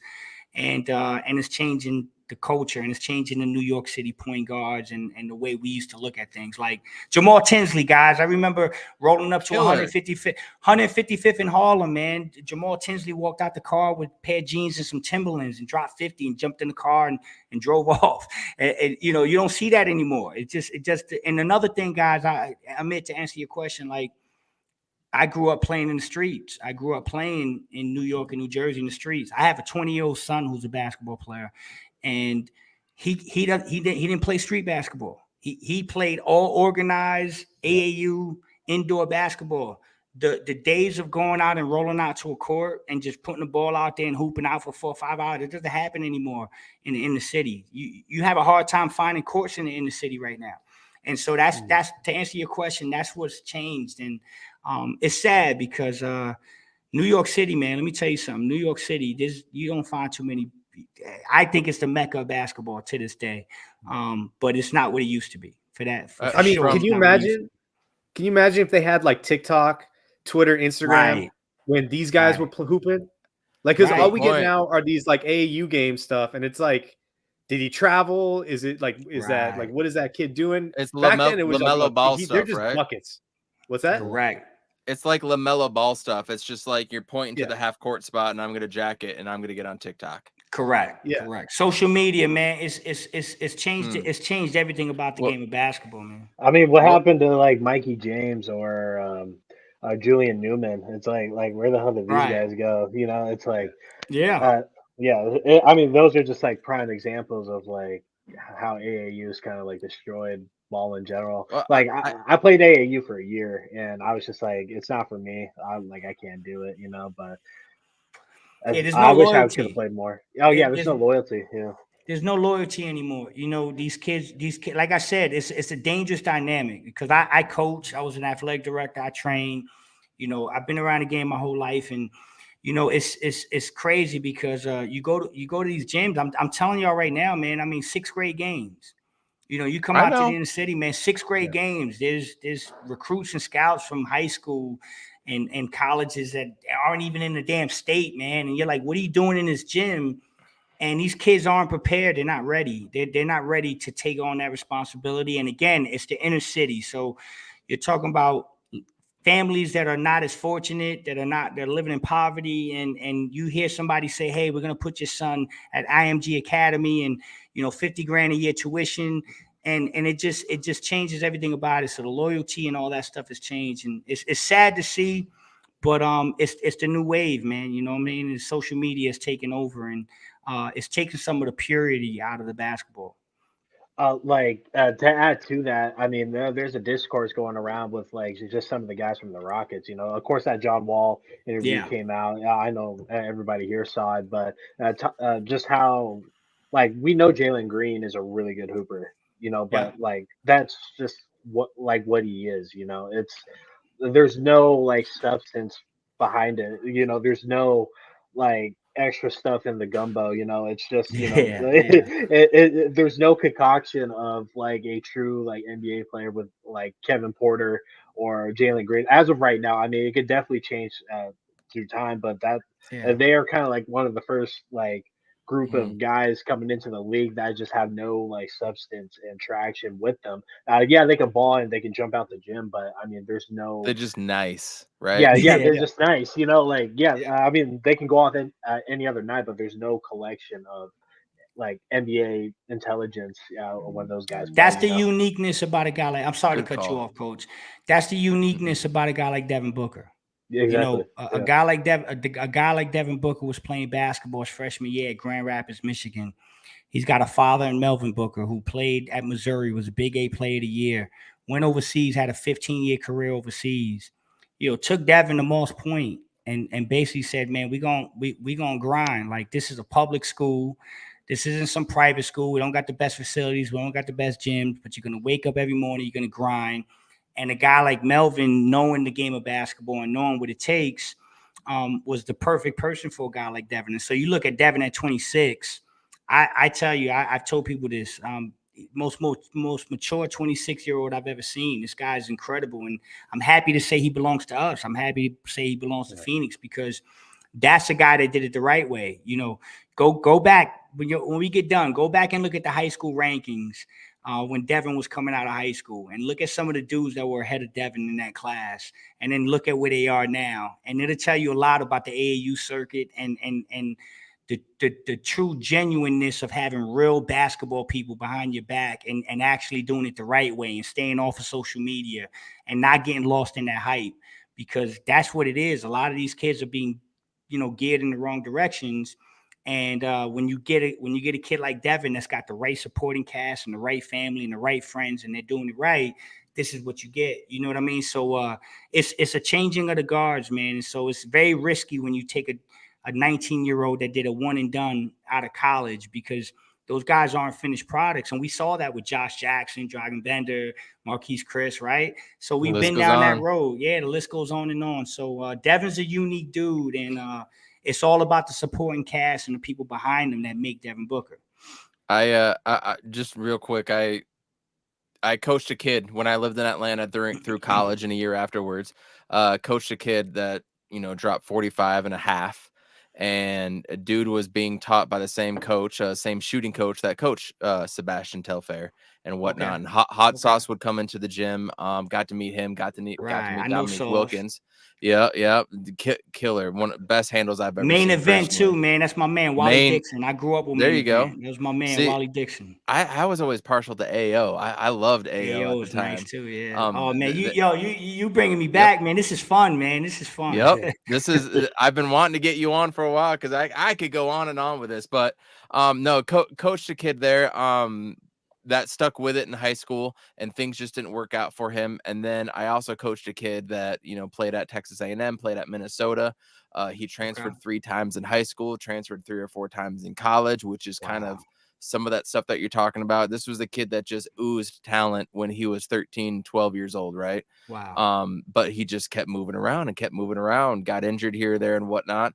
And then I just recently coached at an academy that we were talking about who I'm not going to rat them out right now, but they literally 2 weeks ago just got caught for taking illegal funds for certain things they should not have done, which I Sheesh. knew what was going on, but I was not going to rat it out for the kids' sake because there is a player there right now who is NBA caliber.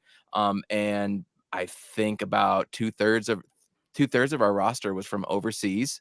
Wow. And we had Damian Lillard helping out, paying for some of these kids to Wow. pay for shoes, pay for pay for jumpers, you know, pay for all that stuff. And just like kind of like a scholarship booster type of thing. I mean, it was pretty cool. I look over and the head coach is texting Dame Lillard. I'm like, what the fuck is going on right now? I'm like, Coach, what are you talking about? But to your point, I mean, this kid is getting texts from 3 or 4 people, and I live in Salt Lake, just in the Salt Lake Valley alone, being like, "Hey, are you going to join my team next year?" And I'm like, "Motherfucker, we're September right now. We're 2 months away from opening day of our game, right? What are you doing texting this kid right now about this stuff?" So to your point, that's the nature of it, and that's the thing that these players have to go along, and this could also lead on to like player management and why are player injuries happen so much, and are we being are they coddling to them? And we could talk about all their injuries that are happening and with the AAU game and how that's damaging them. But it just goes to show that what you were saying, man. I was, when I lived in Phoenix, 1st through 8th grade, I'd go over to a friend's house or go to somebody's house, or go to what middle school was it? It's right next to Saguaro High School over there. We would just roll the ball out and we would play we got out of school from 3:30 to 4 o'clock. And oh, look, it's 9 o'clock. I think we should go home, man. We weren't going for any, we're in Phoenix. We're not going to the drinking fountain for water or anything. It's who got next, right? Right. You are not seeing that anymore. And to your point with Devin Booker, man, you got a guy that you can talk about the intricacies of him, but you got a guy that loves ball. And I think that that almost matters more than anything. You got a guy that loves ball. Last question before we get out of here for the night. Everybody hit the like button. Everybody share this out. This has been a fun conversation with Flex. Yes, sir. So I'm gonna have a podcast series coming out. This interview has kind of finalized it for me. I want to have like a 5-part summer series where we just talk about old school hoops and playing basketball and players that we loved and whatnot. So, but I want to get into some of the players that you idolized, watched, or took more of an interest growing up. And I don't want to talk about Sean Kemp or Dikembe Mutombo or any of those stars that got. I want to talk about some of the lower tier players that didn't get the love they deserved. While we were in the backstage before we came on, I talked to you about, like, I loved Kendall Gill back in the day. Yeah. I loved Nick Van Exel. I love Muhammad Abdul Rauf. I loved Rod Strickland. Low key, and y'all can laugh, I loved me some Ronnie Cycli back in the day because he could do some damage with the Warriors. Talk to me about some of the players that you saw growing up in the league, or that you would look up to, or just like, damn, that kid is nice, that didn't get the love that they deserve. Jamal Tinsley was a good one. Shit. Yeah. I mean, dude, you just named one of them. My favorite guard to watch in high school, I studied his tape ad nauseum, was Mahmoud Abdul Rauf. I mean, dude, that guy was so damn good. I would go, like, this is before League Pass, right? This is before getting instant access to every game. So, it was very far and few in between. The Nuggets would be on TV, but I had my VCR, my VHS tape, and I would put it in and I would schedule it. And if Denver was on, I was watching Mahmoud Abdul Rauf, his pump fake, his hesitations, his burst, his speed, his burst was jump shot, the fluidity, the technicality of his jump shot. I mean, he was step before step, like with those hesitations, absolutely. The quick crossover, like that was all before step. Absolutely. The guy, quick twitch. That was the guy I studied the most in high school, was Mahmoud Abdul Rauf. I absolutely was fascinated with his game. You just named the guy, Rod Strickland, Bobby Hurley. I grew up watching Bobby Hurley right down the road. I used to go hoop in the same courts with Bobby. Don't Hurley. Start with me. There we go. His father coached my son. Forks up, Bobby. Yeah, St. Anthony's, New Jersey. So I grew up watching Bobby Hurley, learned a lot from Bobby Hurley. A guy like Mark Price. Mark Price was a guy that I absolutely loved growing up. Mahmoud Abdul Rauf, like I said, I'll tell you another guy that I was fascinated with, and I was blessed to be able to see this guy every night for a couple years, because my father took me, and when I was young, he got me partial season tickets to the old Brendan Byrne Arena, the Nets. Although I wasn't a Net fan, I was a basketball junkie. So I was just like, hey, just take me to games. I want to see all these guys. I want to learn the game. So shout out to him, man. He put the time, he invested in me, and I would watch Dragan Petrovic Oh, damn thank night. you. I knew it. And I'm telling you, Dragan Petrovic was absolutely insane. God rest his soul, man. I cried the day that he passed away. But Petrovic was a guy that I was like, man, this is a guy. Just everything about his game, so cerebral, can get any shot he wanted, was a pest on defense, played hard, shot was beautiful. So those guys like that, I mean, Kenny Anderson, I grew up watching Kenny Anderson. I mean, it can go, we can go on and on, man, but those are the guys that kind of set the tone. Those were the guys that kind of like you said, not the big names, but guys that I grew up watching. I'm like, hey man, like I'm a little bit, I'm 43, so I saw the back end of it. I was really young, but I remember like sitting in my house being fascinated with Dennis Johnson with the Celtics. DJ was a guy that he was the first guy that I was able to sit down with my brothers. Former Phoenix Sun too, if I'm not mistaken. Got traded for Joe Barry Carroll. I don't know what the hell they were thinking with that, but he went to the Celtics and became a Hall of Famer. But I remember like sitting with my big brothers and watching Celtics basketball, because I had a lot of brothers that, at that time were Larry Bird fans. I sit down, I watch the Celtics, and my brother used to say, don't get fascinated with Larry Bird, because you're never going to be Larry Bird's size. So don't look at Larry Bird, look at Dennis Johnson, and look at how he plays both ways, and look how he handles Isaiah Thomas, and look how he handles Joe Dumars. And so crazy stuff Joe like Dumars that, man. Too, yeah. I mean, another guy coached the Phoenix Suns. I mean, I used to study a little bit of Terry Porter's game. Terry Porter with the Portland Trailblazers when he played. Funny story is, people don't remember this. Dragan Petrovic used to come off the bench on that Portland team. Dragan Petrovic, before he became Dragan Petrovic, was actually a backup guard getting no minutes behind Clyde Drexler, Terry Porter, Danny Ainge. And that's why he got traded. He got no minutes. Why he got traded. He got no minutes, and he came to New Jersey, and he flourished. So, yeah, man. I mean, all that stuff. I grew up watching those old school Portland Trailblazer teams with Cliff Robinson, Jerome Kersey, Buck Williams, Kevin Duckworth.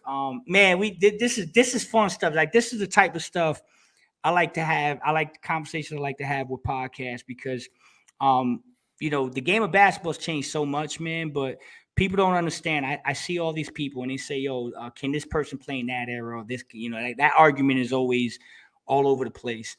And I grew up in an era where you can grab everybody. You can hand check. You know what I mean? I'll tell you another guy that was really damn good, man,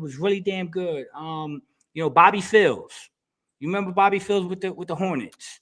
Yeah. The name sounds familiar, but the game's not. He passed away in a car accident. He actually was drag racing out in Charlotte, leaving practice, and he passed away. But Bobby Fields was a guard that I used to look at his game and I used to say, man, that guy's pretty damn good, and he played both ends of the court. And so, back in the day when I grew up, you can hand check and you can do. Imagine Kevin Johnson in this era.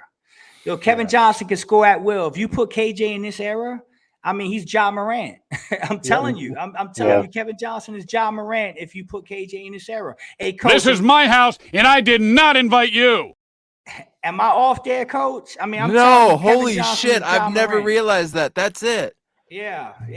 I mean, minus the lasers, but you're on the nose with that. Yeah. So it was a lot of fun, man. A lot of fun watching. And KJ was I became a Suns fan because of KJ. My first game.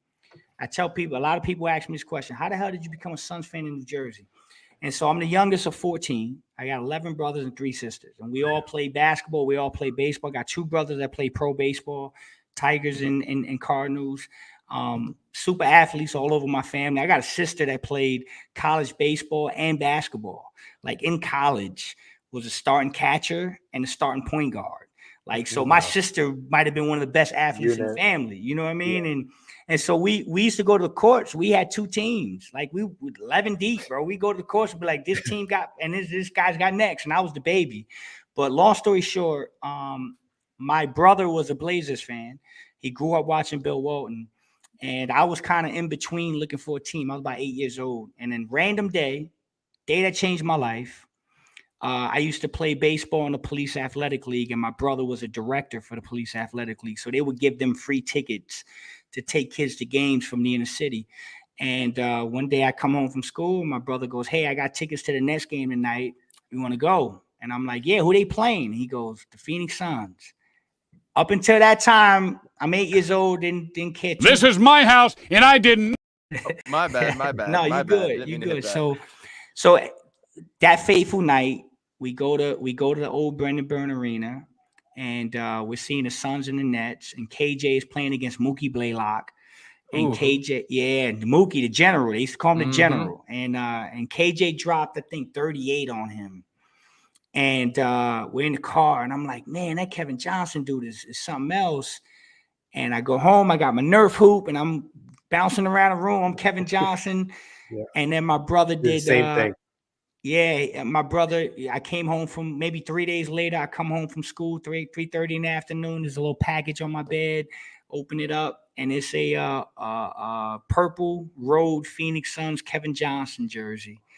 And that was it. That's the beginning of Flex from Jersey, brother. That was the passion. I said I'm gonna be a Suns fan, and he made me a promise. He said, if you like the Suns and you're gonna stick with them, I'll take you to every game they play against the Knicks and Nets. So every year, got to see them twice, and I fell in love, man. And here we are today, brother. You know, this is crazy stuff. But yeah, You still have that that's jersey? Jersey too. I do. You still have that I do. All right. I absolutely Nice. do. I absolutely do. It's real small. It's really small, but it's just cool memories, man. I thank my brothers because they were real passionate about sports, and they always told me like they wasn't like, hey, don't be a bandwagon guy. If you're gonna be a Suns fan, be a Suns fan, good, bad, or indifferent.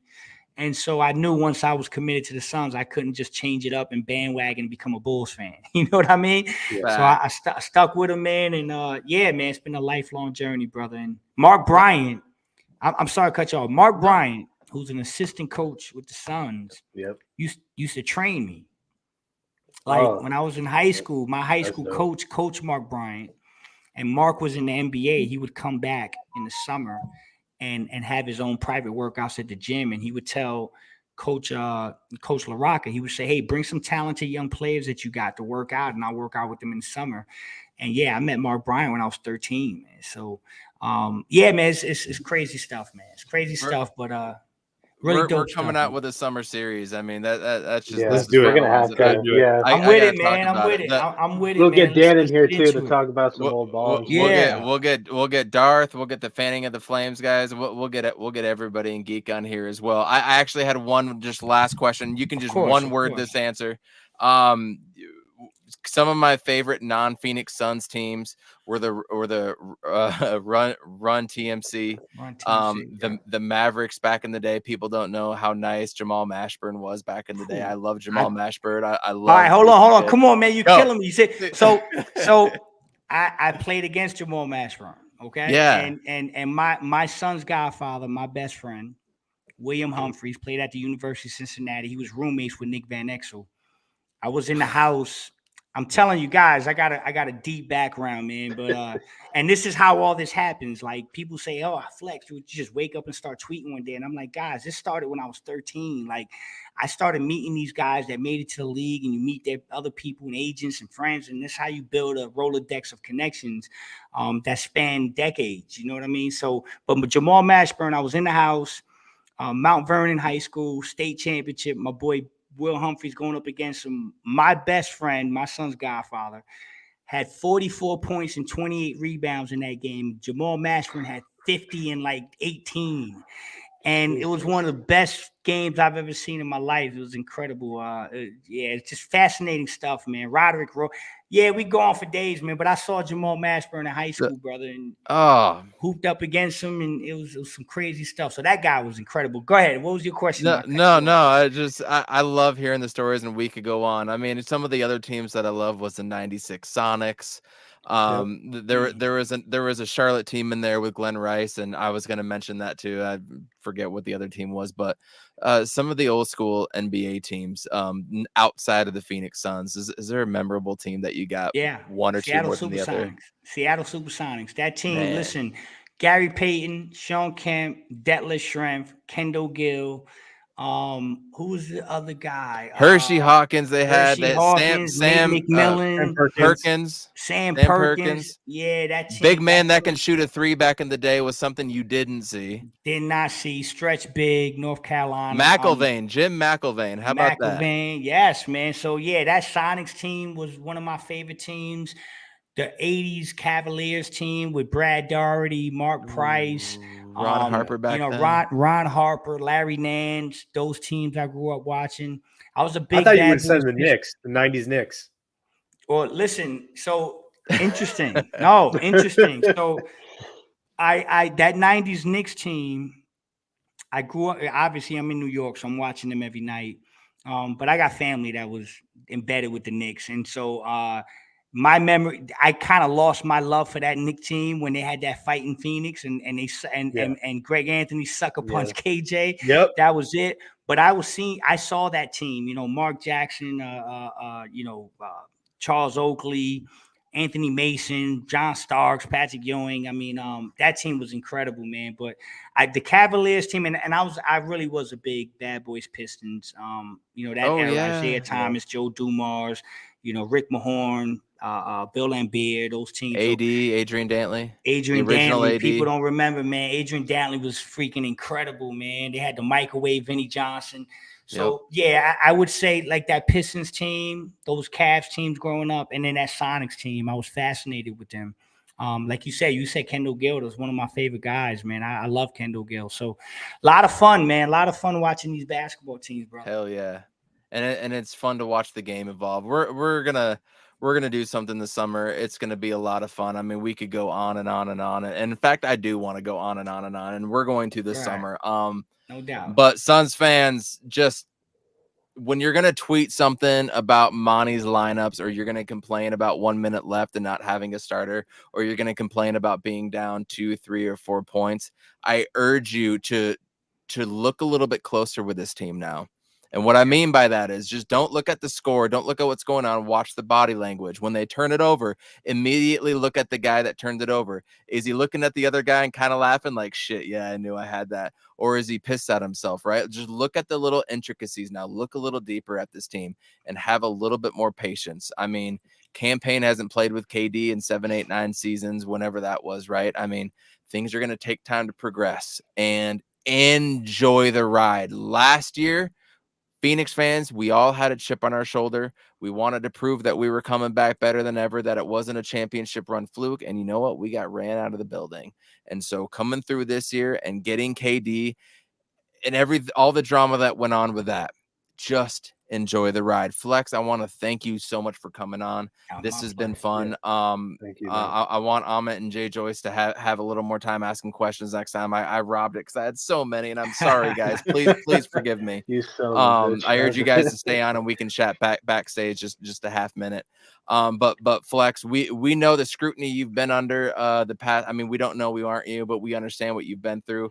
But as Phoenix Suns Nation, like, thank you for having somebody that has our best interests at heart that can share a couple things here and there. We really appreciate it, because after we lost that Game 7 Mavericks game, and I went to Dallas for Game 3. I just happened to be there, so I got an extra ticket for like $200, and I went there, and that sucked. I mean, the Mavericks fans were cool to me, buying me shots and drinks before the game and whatnot, and chopping it up, and that was fun. But it was trash the second the game started and went out. So when your tweet came the next day, that was like a breath of fresh air, and it kind of breathed sports back into life again. So we appreciate you. Thank you. Everybody hit the like, subscribe button. Everybody knows, if you're listening to this podcast, you know where you can reach Flex. But what's on the horizon for you, Flex? Anything new and fun coming up? You're still going to be chopping it up with Dan Duarte, one of our friends as well too. What's new for you? And then we'll get out of here. Yeah, man, we still got the Coast to Coast podcast. We're doing a lot of work with KSRN, Casual Sports Radio Network, my guy Earl Burnett. And I was just out in Phoenix for the weekend doing some work with Fox Sports, Richard Science, and Mark McClune out in CBS. And I still do the stuff with 98.7 with John Bloom, and a lot of stuff coming, man. I'm planning on going back to Phoenix at the end of the month on the 31st to do some work out there with Fox and CBS again. for the Denver game on a Friday on March 31st, and I'll be back out there for the playoffs. So a lot of cool stuff, man. A lot of work. And Planet Orange, I can't thank y'all enough, man. JJ, Amit, Coach, man, I love y'all dudes, man. For real, I hate that it took so long to do this, but y'all a real deal, man. And I respect y'all work. I respect y'all grind. And I love the genuineness of how y'all bring it to the table, man. So I'm always here for y'all, man. And we definitely got to do this again, brother, because this is some of the most fun I've had doing a pod in a long time, brother. So shout out to y'all, man. Respect. Y'all got my respect. And let's do it again, man. Love y'all. He's on fire. You to go, Flex. You to go. Yeah, thanks for absolutely. coming, man. We're going to get out of here. We're not going to play the intro video or anything. It'll take a second or two to disconnect, but we appreciate you guys. Amit, JJ, we appreciate you guys as well, too. That Mavericks game is going to be something on Sunday, Planet Orange. 11 o'clock Valley time. That's going to be something. That's going to be fun. Here we go. Yeah. It's ramp up time, baby. He's on Fire podcast. Thanks for coming in. We are 3 dads that don't have a lot of time to record, so we are going to do it when we can. But in the meantime, peace out, Planet Orange. Been fun, Flex.